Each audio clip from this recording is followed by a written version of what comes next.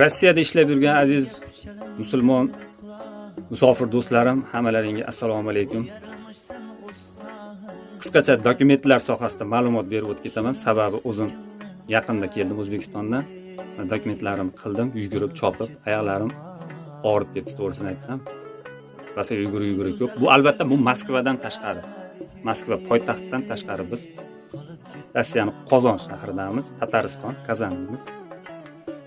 Regionlarda, boshqa shaharlarda ishlash uchun kelayotgan, kelmoqchi bo'layotgan do'stlarimiz diqqatiga yangi qonunlar shundayki, agar oldin Rossiyada kelgan bo'lsangiz, Rossiyaga kelgan bo'lsangiz, ID karta, zeleniy karta deb qo'yadi.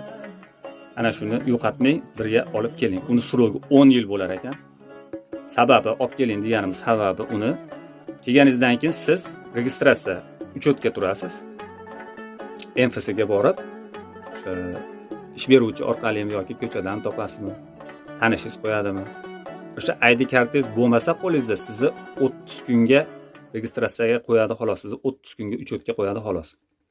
30 kun ichida hujjatingni qilib yana kelasan deydi. Ana shu birinchi marta borganingizda MFSga uchetga qo'yish uchun, registratsiya olish uchun 2100 so'm to'lovi bor.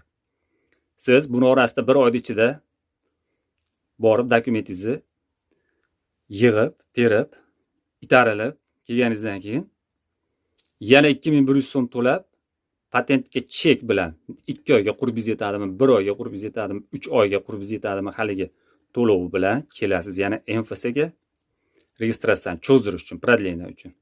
Yana 2100 so'm, yana shunday to'lovi bor. Двойной расход bo'lib qolyapti agar ID kartangiz bo'lmasa.